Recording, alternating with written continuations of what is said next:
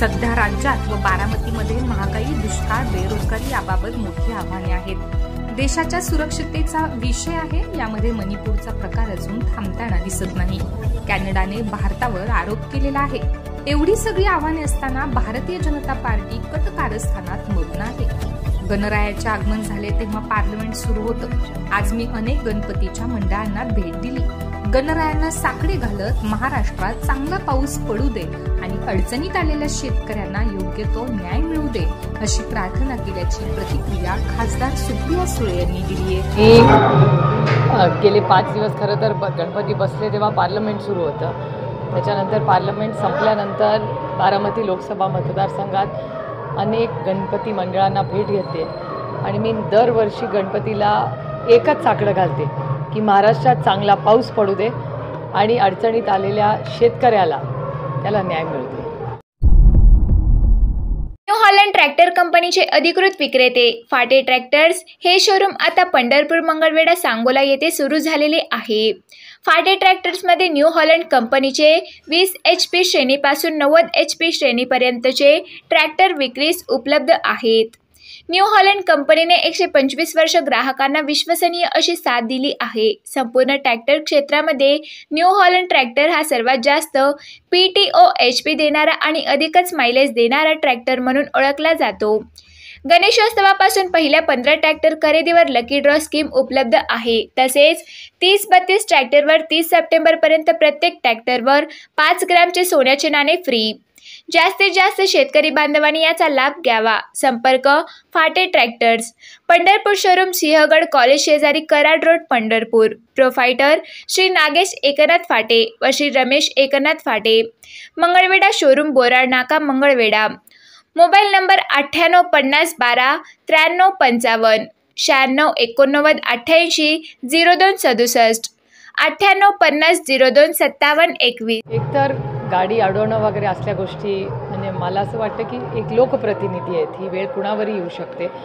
त्याच्यामुळे माझी सगळ्यांना विनम्र विनंती आहे, कुठल्याही पक्षाचा माणूस असेल आणि तो येत असेल तर त्याच्याकडे न्याय जरूर मागायचा तुम्हाला अधिकार आहे। पण म्हणजे जरी ते माझे राजकीय विरोधक असले तरी अर्थातच मला असं वाटतं आपण सगळ्यांनीच आता नागपूरच्या मदतीसाठी पूर्ण ताकदीने उभं राहिलं पाहिजे।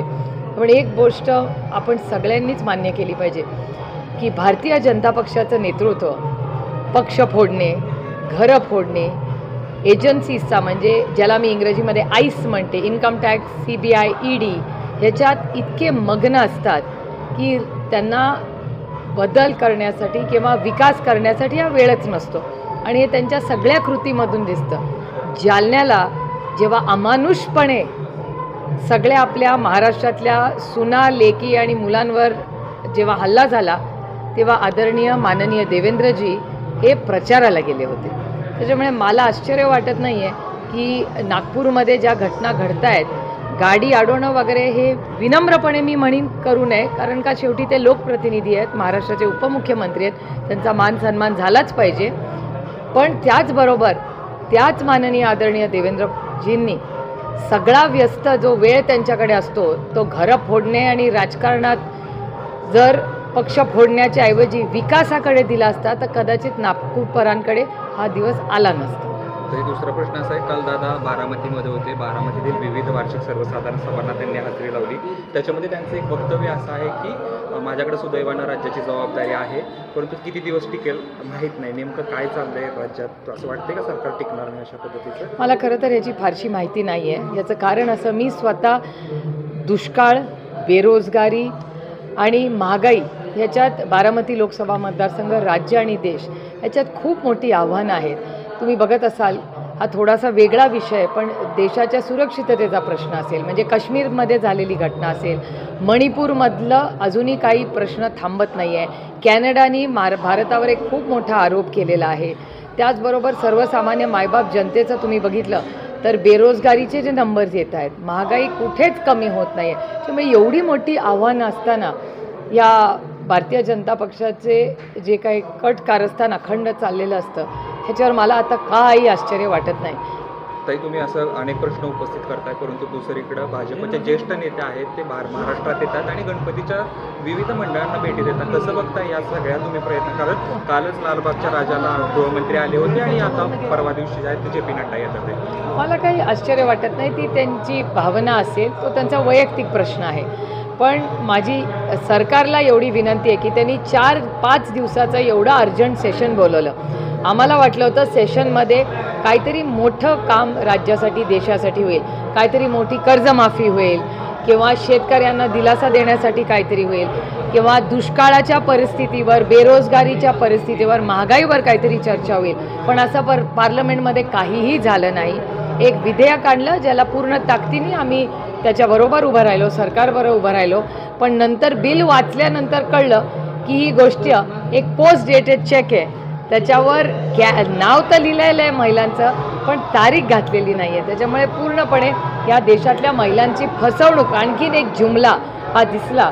आणि त्यानंतर सातत्याने महिला खासदार जेव्हा बोलत होत्या तेव्हा भारतीय जनता पक्षाचे खासदार हे महिलांच्या विरोधात घोषणा दे, म्हणजे भाषण सुरू व्हायच्या आधीच वाईट वागणूक देत होते. आणि मला आश्चर्य एवढ्या गोष्टीचं आणखीन वाटलं की आदरणीय माननीय प्रधानमंत्र्यांनी एक विधान केलं होतं की आपण नवीन बिल्डिंगमध्ये चाललो आहे, कदाचित काही कटुता, समज झाले असतील तर ते मागे टाकून आपण पुढे नवीन उमेदीने कामाला लागूया. आणि त्याला आम्ही साथ दिली. शेवटी ते जरी एका वेगळ्या पक्षातून निवडून आले असतील तरी भारताचे ते प्रधानमंत्री आहेत. त्याच्यामुळे आम्हीही मोदीजींचं कौतुक केलं आणि आम्ही म्हणलं चला आम्ही पण तुम्हाला साथ देऊ. तुम्ही जर जुन्या प्रथा आणि चांगल्या गोष्टी पार्लमेंटमध्ये करणार असाल तर एकत्र मिळून आपण ह्या, ज्याला ते गरिमा हिंदीत शब्द म्हणतात, पार्लमेंटची गरिमा आपण एकत्र मिळून ठेवू. आणि त्याचं दुसऱ्याच दिवशी आदरणीय प्रधानमंत्र्यांचं भाषण झाल्या दुसऱ्या दिवशी भारतीय जनता पक्षाचे जे खासदार आहेत त्यांनी महिलांचा अपमान करण्याची सुरुवात केली. त्याच्यामुळे नक्की भारतीय जनता पक्षात चाललंय तरी काय, हा एक मोठा प्रश्न आहे मला. आणि ते खरंच मला कधीतरी वाटतं ते उद्धवजी म्हणतात हे गोष्ट खरी आहे. ते भारतीय जनता पक्ष नसून तो भ्रष्ट जुमला पक्ष आहे असं जे लोक म्हणायला लागले त्याच्यात आता मलाही वाटायला लागलं आहे बरंचसं तथ्य आहे. नवीन संसदेत आम्ही खूप अपेक्षेने गेलो होतो. मला विचाराल तर मला जुनीच संसद आवडते. याचं कारण या देशाचा सगळा जो इतिहास आहे तो त्या जुन्या पार्लमेंटच्या वास्तूमध्ये आहेत. त्या भिंती बोलक्या आहेत. तिथे पंडित जवाहरलाल नेहरू असतील, बाबासाहेब आंबेडकर असतील, असे खूप मोठ्या सरदार वल्लभभाई पटेल असतील, अशी मोठी लोकं तिथे होऊन गेली.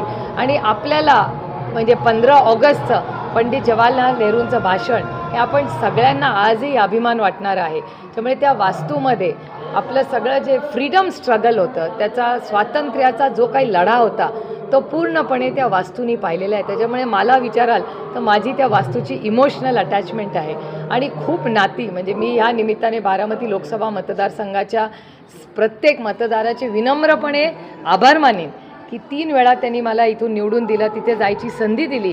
आणि एवढ्या मोठ्या लोकांबरोबर कुठल्या, म्हणजे त्या दिवशी माझ्या भाषणातही भारतीय जनता पक्षाचेही मोठे नेते मग सुषमा स्वराज असतील, अरुण जेटली असतील, त्या सगळ्यांचा मी उल्लेख केला. कारण का ह्या प्रत्येक व्यक्तीने, मग तो कुठल्याही पक्षाचा असू दे, कुठल्याही वैचारिक बैठकीतला असू दे, आम्ही प्रत्येकाकडून काहीतरी शिकलो आहे त्या वास्तूमध्ये. राज्यात मराठा आणि धनगर समाजाचा प्रश्न पेंडिंग आहे, मात्र राज्य सरकार हा प्रश्न हाताळण्यात कुठेतरी अपेक्षित होत आहे का? कुठेतरी नाही, पूर्णपणे अपयशी आहे. मराठा समाज, धनगर समाज, लिंगायत समाज आणि मुस्लिम समाज याच्या अनेक वर्षाच्या ज्या मागण्या आहेत आणि परवा ज्या जालनामध्ये जी घटना झाली त्याचा आम्ही जाहीर निषेध केला. आमची अपेक्षा होती की पार्लमेंट 5 दिवसाचं होतं, एका दिवशी तरी त्यांनी आरक्षणाबद्दल त्यांनी चर्चा ठेवायला पाहिजे होती, महागाईबद्दल आणि बेरोजगारीबद्दल चर्चा. तर तसं करायच्या ऐवजी एक तर 5च दिवसाचं सेशन होतं, ते पण 4 दिवसातच गुंडाळलं या भारतीय जनता पक्षाच्या सरकारने. त्याच्यामुळे दुर्दैवी आहे की स्वतःच्या स्वार्थासाठी काहीतरी ऑप्टिक्स करायचे, उगाच काहीतरी जुमलेबाजी करायची, याच्यात सर्वसामान्य मायबाप जनतेच्या पदरात काही पडलं नाही या सेशनमध्ये. बारामती लोकसभेसाठी आता सुनेत्रा पवार यांच्या नावाची चर्चा होऊ लागली. माझं म्हणणं आहे की ही आमच्याकडून तरी लोकशाही आहे.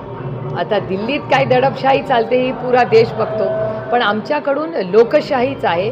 आणि मला असं वाटतं कोणीतरी माझ्या विरोधात लढणारच ना. आणि मला असं वाटतं की आपण सगळ्यांनीच या गोष्टीचा मान सन्मान केला पाहिजे.